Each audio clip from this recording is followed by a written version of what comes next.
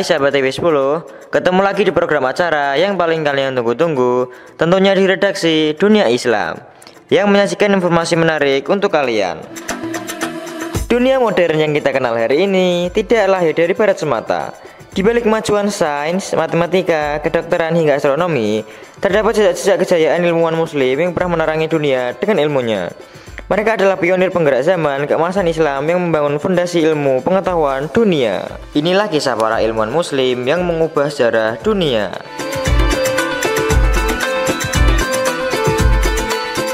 Yang pertama, Al-Khawarizmi. Jika kamu pernah belajar matematika, pernah menghitung menggunakan rumus atau menuliskan angka di buku catatanmu, mungkin kamu sedang menyentuh warisan seorang ilmuwan muslim hebat yang hidup lebih dari 1200 tahun yang lalu. Nama lengkapnya Ibnu Musa Al-Khawarizmi.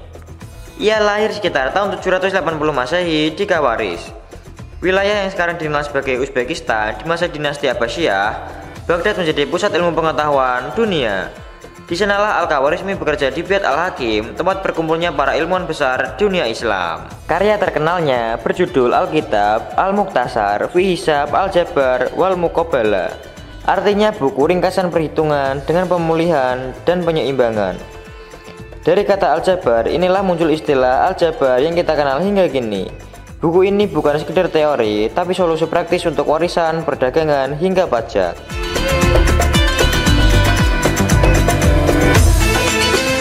Al-Khawarizmi juga membawa sistem angka Hindu-Arab ke dunia barat, menggantikan angka Romawi yang rumit. Bahkan istilah algoritma berasal dari pelafalan namanya di Eropa. Tanpa kontribusinya, kemajuan komputer dan teknologi digital mungkin tak akan terjadi seperti sekarang ini. Karya-karyanya diterjemahkan ke bahasa Latin pada abad ke-12 dan selama beberapa abad menjadi buku wajib di universitas Eropa. Fibonacci dan bahkan Newton berdiri di atas fondasi pemikiran Al-Khawarizmi. Ia bukan sekedar ahli hitung, tapi peletak dasar logika dan teknologi masa depan. Dari sebuah pena Baghdad hingga layar komputer di seluruh dunia, Al-Khawarizmi adalah bukti bahwa Islam pernah memimpin dunia dengan ilmu pengetahuan. Ia mengajarkan pada dunia bahwa pena dia lebih tajam daripada pedang, dan ilmu adalah cahaya yang menerangi zaman.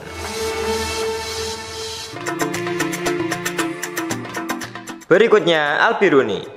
Jauh sebelum teleskop ditemukan, ada seorang ilmuwan muslim yang telah mengukir bumi, memahami rotasi planet, dan menjelajah langit dengan akalnya. Dialah Al-Biruni, ilmuwan jenius dari Khawarizm yang tidak hanya mengamati bintang, tapi juga menghitung jarak dan gerakan langit dengan sangat presisi. Al-Biruni lahir tahun 973 Masehi di Khawarizm, dan sekarang menjadi wilayah Uzbekistan. Ia tumbuh di tengah semangat keilmuan dunia Islam, menguasai matematika, astronomi, geografi, hingga sejarah dan filsafat. Sejak muda, Al-Biruni sudah mencatat gerakan langit dan membuat instrumen astronomi sendiri. Salah satu pencapaian besarnya adalah menghitung radius bumi dengan metode bayangan matahari, dan hasilnya sangat dekat dengan angka modern saat ini. Ia juga menyusun tabel astronomi, menjelaskan gerhana, rotasi bumi, hingga kemungkinan bumi mengelilingi matahari jauh sebelum Kopernikus lahir.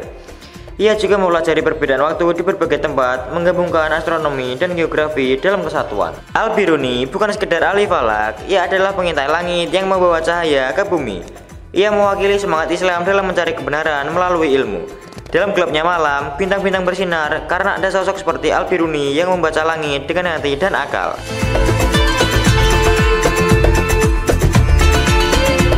Berikutnya, Al-Jazari. Kamu pernah mendengar tentang mesin otomatis? Mesin yang dapat berfungsi tanpa bantuan manusia. Di abad ke-12, tanpa listrik dan teknologi modern, ada seorang ilmuwan muslim yang sudah merancang berbagai mesin otomatis untuk kehidupan sehari-hari. Namanya Al-Jazari, ahli teknik dan insinyur jenius dari dunia Islam. Al-Jazari lahir di daerah yang kini disebut Turki sekitar tahun 1136 Masehi. Ia dikenal sebagai salah satu pelopor dalam bidang teknik mesin. Meskipun di masa itu teknologi belum berkembang seperti sekarang, Al-Jazari bekerja di istana Diyarbakir seperti insinyur Sultan At-Turkid. Di sana ia merancang berbagai alat yang memadukan ilmu pengetahuan seni dan kebutuhan praktis.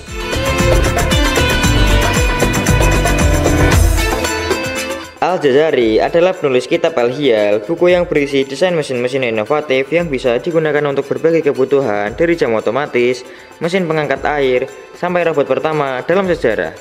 Salah satu karyanya yang paling terkenal adalah robot manusia yang bisa meneteskan air. Berfungsi sebagai penulis, ia juga merancang jam air, mesin yang bergerak tanpa bantuan tenaga manusia, pompa air otomatis, serta alat musik otomatis.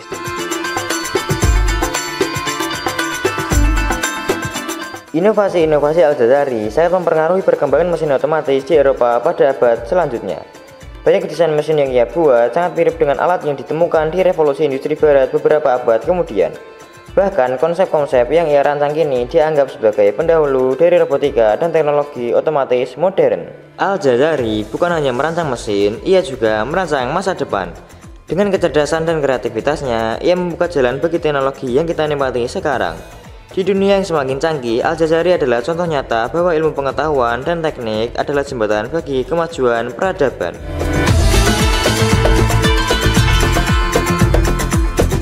Berikutnya, Ibnu Sina.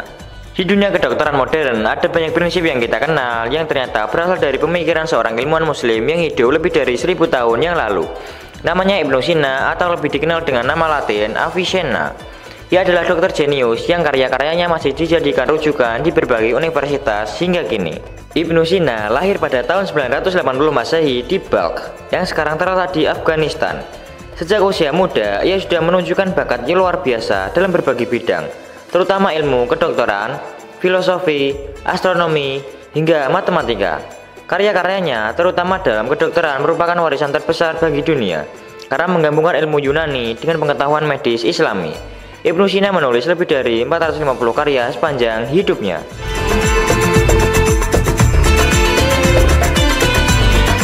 Karya terbesarnya adalah Al-Qanun fi al-Tibb yang diterjemahkan ke dalam banyak bahasa termasuk Latin, yang menjadi referensi utama dalam dunia kedokteran barat selama berabad-abad.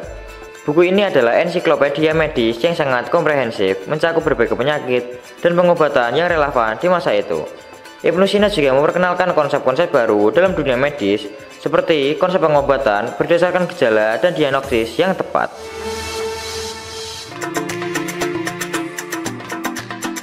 Dalam dunia Islam, pengobatan terbagi menjadi dua jalur utama, yaitu Tibbun Nabawi yang berasal dari ajaran Rasulullah dan ilmu kedokteran rasional seperti yang dikembangkan oleh Ibnu Sina. Tibbun Nabawi memuat pengobatan berbasis Al-Quran dan hadis seperti menggunakan habatus sauda, madu, bekam, dan doa-doa syar'i. Pengobatan ini sangat penting dan dipercaya memiliki berkah ilahi. Ibnu Sina tidak hanya seorang dokter, ia juga pelopor yang mengubah dunia medis selamanya. Dengan tulisannya yang mendalam dan pemikirannya yang tajam, ia memberikan dasar bagi perkembangan kedokteran yang kita nikmati sekarang. Dari dunia Islam hingga Barat, Ibnu Sina tetap dikenang sebagai salah satu ilmuwan terbesar yang mengubah wajah kedokteran dunia.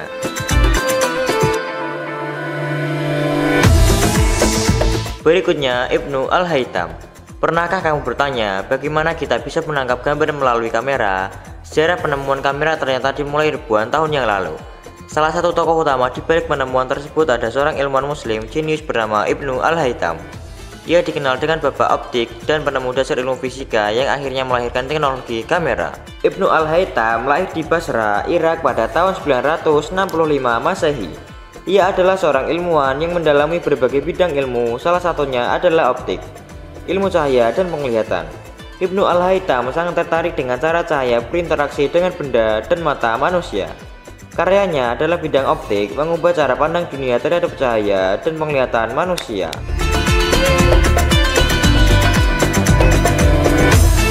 Salah satu karya monumental Ibnu Al-Haytham adalah Kitab Al-Manazir yang membahas ilmu optik secara rinci.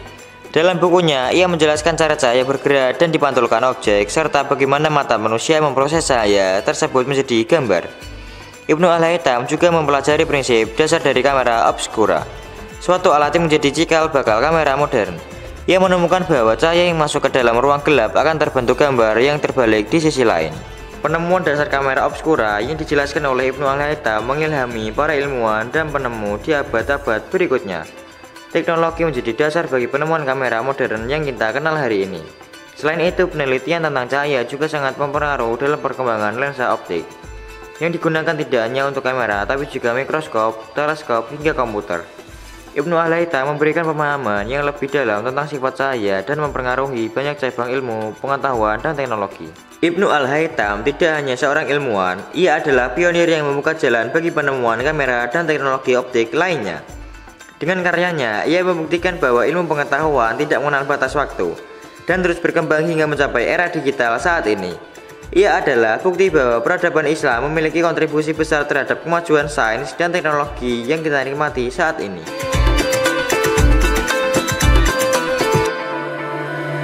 Jangan kemana-mana ya Sobat TV 10, karena habis ini kita akan bertemu lagi dengan ilmuwan muslim yang mengubah sejarah dunia.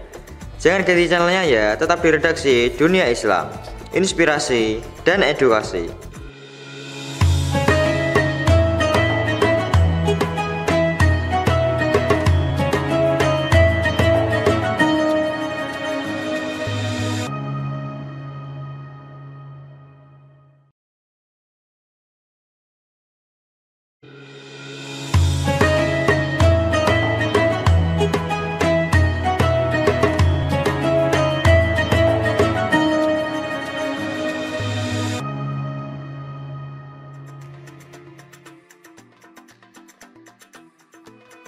Halo Sobat TV 10, kembali lagi nih di program acara TV 10. Tanpa basa-basi, kita lanjutkan saja ilmuwan muslim yang mengubah sejarah dunia. Langsung saja simak videonya.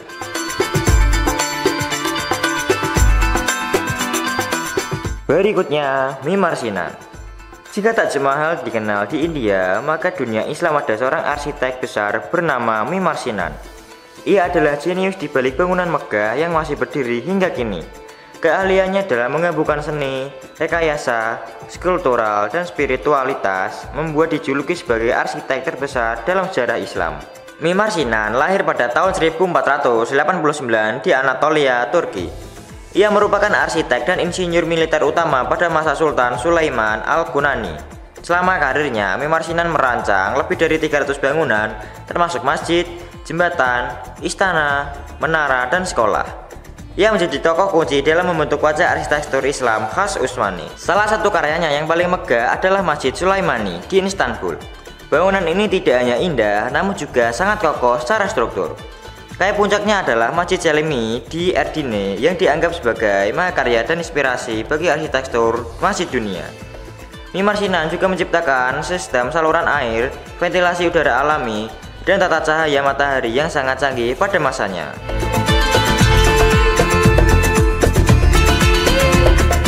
Gaya arsitektur Mimar Sinan yang menyatukan elemen seni pada Islam Persia, Bizantium, dan teknik Utsmani dalam satu harmoni yang elegan. Ia mempengaruhi arsitektur setelahnya, termasuk mereka yang merancang masjid dan bangunan Islam di Asia Tengah hingga Afrika Utara. Keberhasilan Sinan membuktikan bahwa arsitektur Islam bukan hanya soal estetika, tapi juga kecanggihan teknologi dan filosofi kehidupan. Mimar Sinan menunjukkan kepada dunia bahwa bangunan bukan sekedar tumpukan batu, melainkan karya seni yang memuliakan Sang Pencipta.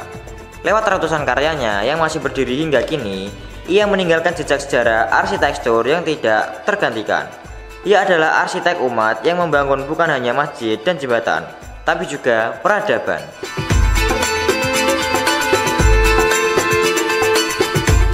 Berikutnya, Ibnu Rushd. Filsafat seringkali dianggap rumit, tapi di tangan Ibnu Rushd, ilmu menjadi jembatan antara iman dan logika. Ia adalah salah satu tokoh paling berani yang mencoba menyatukan ajaran agama dengan rasionalitas. Dan berkat pemikirannya, Eropa kembali mengenal filsafat Yunani setelah ratusan tahun terlupakan. Ibnu Rushd lahir di Cordoba, Andalusia, pada tahun 1126 Masehi. Ia adalah seorang hakim, dokter, ilmuwan, dan filsuf besar.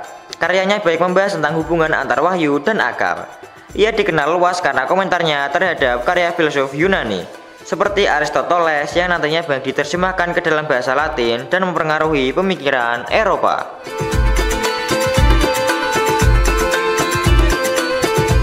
Ibnu Rushd meyakini bahwa wahyu dan akal tidak bertentangan, melainkan saling melengkapi. Ia berpendapat bahwa Islam mendorong umatnya untuk berpikir dan menggali ilmu secara rasional. Dalam bukunya Tahafut al-Tahafut, ia membela logika dan filsafat dari kritik keras beberapa ulama. Gagasannya inilah yang membuka jalan bagi pemikiran bebas dan ilmiah di dunia barat.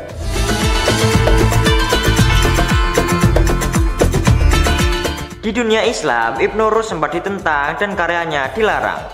Namun di Eropa, karyanya justru dipelajari oleh kaum intelektual. Ia dijuluki sebagai dokumentator atas pengaruh besarnya terhadap Aristoteles. Pemikirannya menjadi salah satu fondasi Renaissance Eropa, dan ia dikenang sebagai tokoh kunci yang menjembatani filsafat Timur dan Barat. Ibnu Rushd adalah simbol kebebasan berpikir dan semangat pencarian kebenaran. Ia membuktikan bahwa agama dan akal bisa berjalan seiring, asal disertai niat tulus dan ilmu yang dalam. Filsafat bukan untuk menjauh dari iman, tapi untuk memahaminya lebih dalam. Dan Ibnu Rushd adalah buktinya.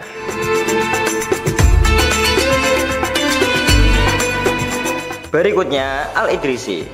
Sebelum Google Maps dan GPS ada, seorang ilmuwan muslim lebih dulu memetakan dunia dengan akurat. Ia adalah Al-Idrisi, ahli geografi dan kartografi, yang peta-petanya dijadikan rujukan selama berabad-abad. Dari Andalusia hingga Asia, Afrika hingga Eropa, ilmunya menjangkau seluruh penjuru dunia. Al-Idrisi lahir di Ceuta, Semenanjung, Iberia pada tahun 1100 Masehi. Ia menempuh pendidikan di Cordoba sebelum akhirnya tinggal di Sisilia, yang saat itu dikuasai penguasaan Muslim dan Kristen secara bergantian. Raja Roger II dari Sisilia meminta Al-Idrisi membuat peta dunia, dan itulah awal karya monumentalnya.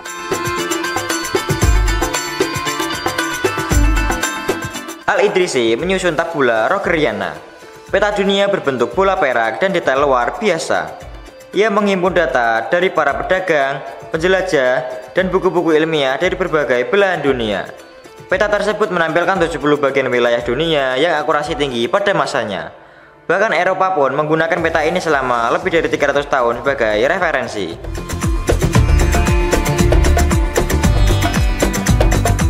Al-Idrisi bukan hanya sekedar pemeta dunia, tapi juga penghubung peradaban.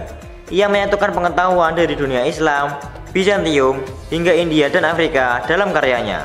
Ia menunjukkan bahwa pengetahuan sejati tidak mengenal batas agama atau bangsa, dan bahwa ilmuwan muslim punya peran besar dalam sejarah eksplorasi dunia. Al-Idrisi membuktikan bahwa umat Islam tidak hanya mengarungi lautan, tapi juga menavigasi ilmu pengetahuan.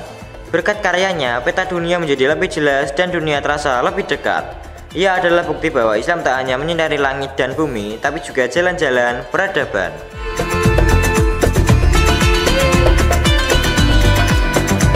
Berikutnya, Ibnu Khaldun. Ibnu Khaldun lahir pada tahun 1332 Masehi di Tunisia, dari keluarga bangsawan Andalusia yang melarikan diri ke Afrika Utara saat invasi Kristen di Spanyol.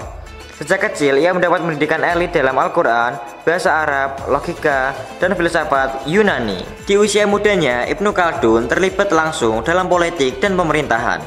Ia pernah menjadi sekretaris kerajaan, diplomat, hingga pejabat tinggi di berbagai wilayah Islam seperti Fez, Granada, dan Kairo.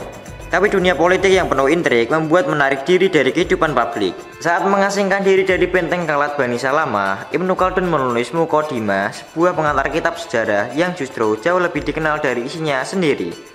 Dari Muqaddimah, ia mengupas dinamika sosial, ekonomi, budaya, dan kekuasaan dengan pendekatan rasional dan ilmiah.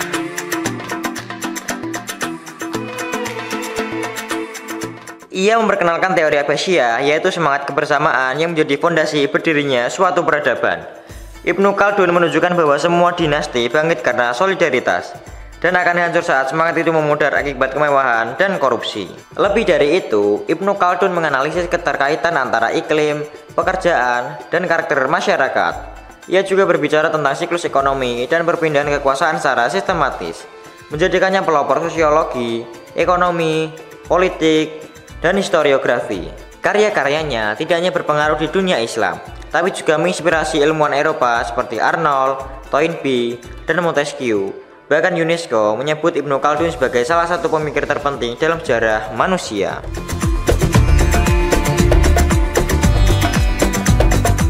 Di balik isolasi dan kejatuhan politik, Ibnu Khaldun membuktikan bahwa kekuatan ilmu bisa melampaui zaman dan membentuk cara dunia memahami peradaban. Ia bukan sekedar penulis sejarah, tapi penulis tentang sejarah itu sendiri.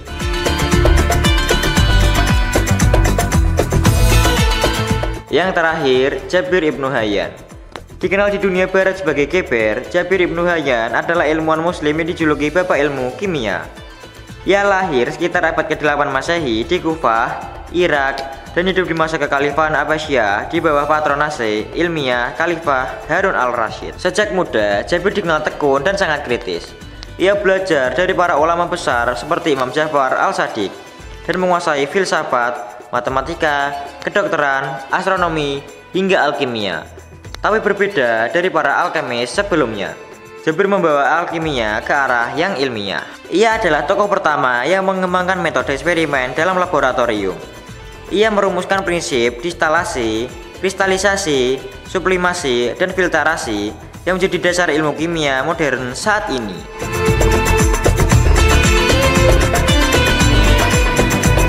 Bahkan, ia berhasil menciptakan alat-alat laboratorium seperti alat distilasi dan reaktor, serta menemukan zat seperti asam sulfat dan nitrat.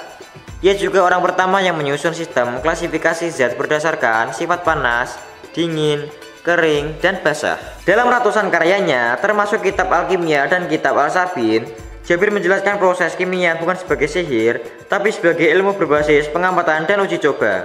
Itulah sebabnya ia dianggap ilmuwan pertama yang memisahkan kimia dari mitos dan takhayul. Warisan Jabir Ibnu Hayyan melintasi zaman dari dunia Islam hingga Eropa. Ilmu kimia modern berdiri di atas dasar-dasarnya yang ia bangun, menjadikannya bukan sekedar ilmuwan, tapi fondasi bagi lahirnya revolusi ilmiah.